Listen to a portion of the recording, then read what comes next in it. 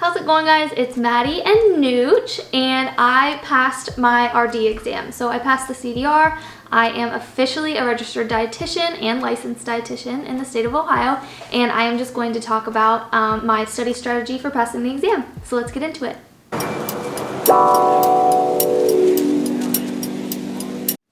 So for those of you who have been here for a while, you know that I failed my step 1 exam in medical school, and Nooch was in that video for me, so she thought that it was only fitting for her to be in this video as well. I got a 30 on the CDR exam, which I was pretty excited about. You need a 25 to pass. It's a 2.5-hour exam. I think that's the max amount of time, and up to 145 questions. You have to take 125 of them, and then after that point the exam can shut down at any time, basically depending on if you've done well enough to pass up until that point. So my exam shut down at 125, which either meant that I did well enough to pass or had missed so many questions that I failed. So I was feeling okay throughout the exam. It was kind of up and down. But when the screen just went black, I got a little nervous, and you had to answer like 10 survey questions before it gave you your score. So that was pretty nerve-wracking. Disclaimer, or I guess a warning for those of you taking the exam, there's a broken down score that's like on a scale of 1 to 25 or something, and so all those scores are going to be less than 25, so you may see those first. So mine were like a 17 and an 18, I think, so I saw the 17 and I thought that I majorly failed, so I freaked out a little bit until I saw my bolded score, which is what you're looking for. So keep an eye out for that. But my study strategy was, I really only studied for about 3 weeks. I almost exclusively used Pocket Prep. I loved Pocket Prep. I thought it was a great resource. My school gave me RD Bootcamp and like complimentary with my tuition, and I couldn't stand it. I hated the platform. I felt like the questions were not high quality. The explanations were awful. So I would not recommend. So I went and I got Pocket Prep for a month, and I really just grinded on it for about 3 weeks. I also, when I was in the car for like longer drives, I would listen to Chomping Down the RD Exam on double speed, and that was really helpful for just like some passive information. I feel like that went a little bit too in depth, so don't get super freaked out by it. I will say the RD exam was a lot more basic, a lot more simple questions than Pocket Prep, or than even what like Chomping Down the RD exam was asking. So I hope that gives you a little bit of a relief, because it was a relief for me. So how I actually studied for the exam was, I would do 80 to 100 questions in a block form every day, 5 days a week. I would not do the immediate review because I wanted it to simulate the testing environment as closely as possible. So I just wanted it to go straight to the next question instead of giving me that immediate feedback. And then after I finished the question block, I would go back and review it, and on the questions that I didn't really understand, I would make sure that I would write a little blip about it in a Word document. So I would try to do it in like a question format, like an open-ended question format.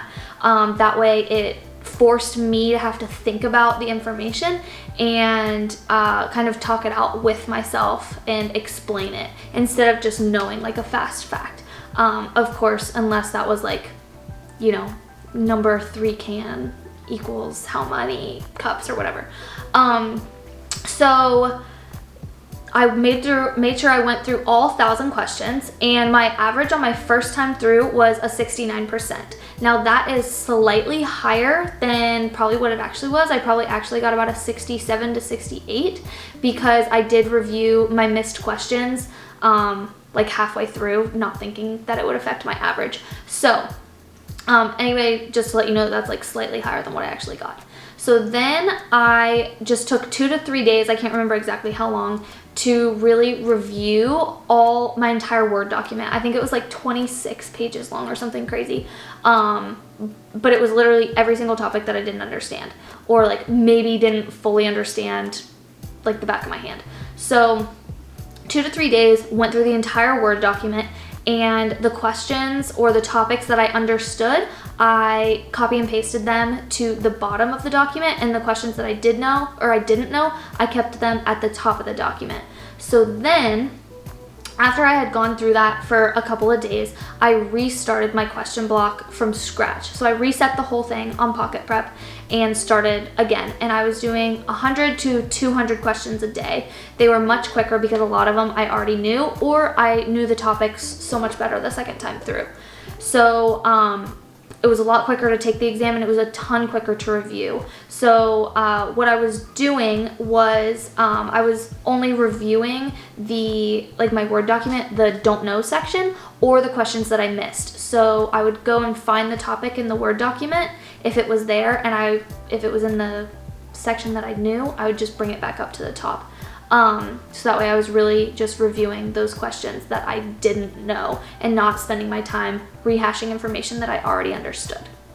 So then I finished the Pocket Prep for the second time. My average was an 89% the second time through. And then I had one day left, and I just spent that day reviewing the entire Word document one time. So all 26 pages, I just went through it one time.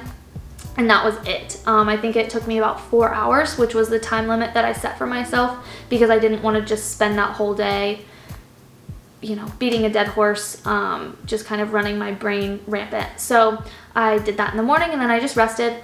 And then my test wasn't until 1 p.m. on test day. So I woke up that morning, worked out, and I just quickly went through my don't know section if I didn't feel fully confident on it.